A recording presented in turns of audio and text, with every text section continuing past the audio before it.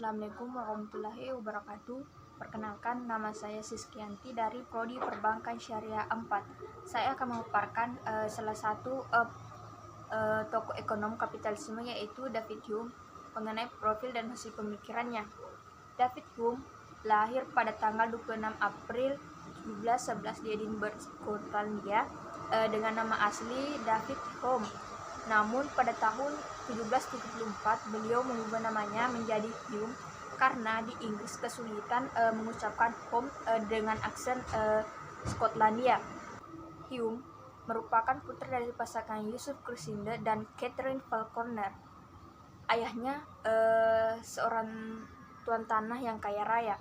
Namun Hume dibesarkan dalam lingkungan keluarga yang tidak utuh karena saat usianya masih anak-anak, ayah beliau meninggal sehingga beliau dibesarkan oleh ibunya seorang diri. Kehidupan pendidikan beliau, Hume mendapatkan pendidikan yang sangat baik.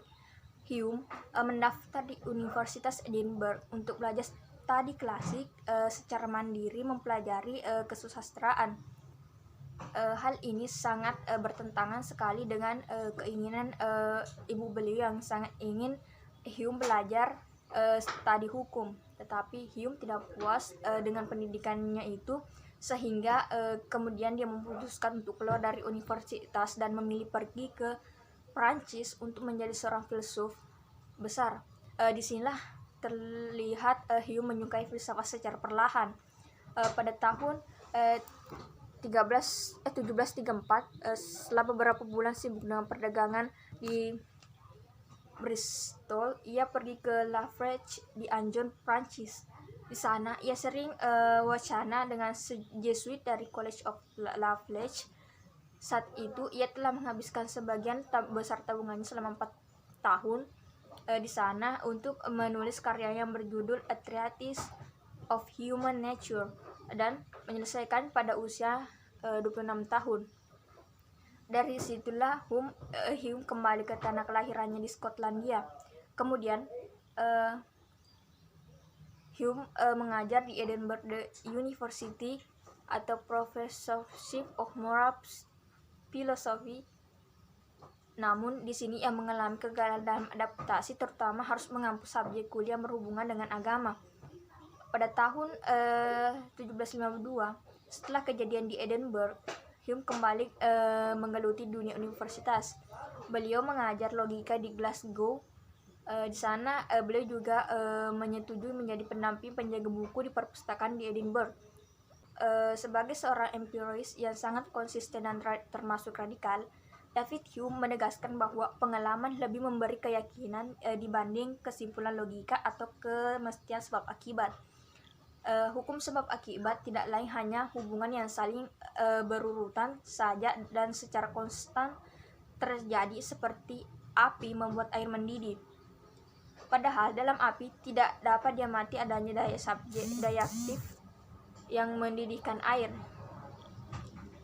Akal menurut Hume tidak dapat bekerja tanpa bantuan pengalaman. Sebagai seorang ahli ekonom, Hume menyumbang teori uang dan teori perdagangan nasional. Ia menganalisa dampak uang terhadap tingkat suku bunga, kegiatan ekonomi, dan harga. Ia juga menjelaskan bagaimana dan mengapa negara-negara tidak mungkin mengalami ketidakseimbangan perdagangan dalam jangka waktu yang lama. Terakhir, Hume mengemukakan pertanyaan penting, apa yang terjadi ketika negara-negara yang berdagang dengan negara-negara miskin?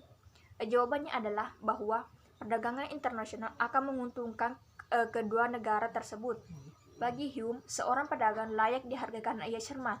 Pengusaha cenderung menyimpan pendapatan mereka dan mengumpulkan modal. Semakin banyak modal atau kapital akan menurunkan tingkat suku bunga dan mendorong pengusaha lain untuk meminjam dan kemudian mengembangkan kegiatan mereka, sehingga meningkatkan persaingan dan menurunkan tingkat keuntungan, berlawanan dengan pedagang. Tuan tanah yang kaya raya biasanya meminjam uang untuk mengonsumsi lebih banyak barang. Karena itu mereka mengurangi persediaan modal produktif dan meningkat. Salah satu karya beliau yaitu A Treatise of Human Nature pada tahun 1739 sampai 1740. Itulah yang dapat saya sampaikan. Lebih dan kurangnya mohon dimaafkan. Assalamualaikum warahmatullahi wabarakatuh.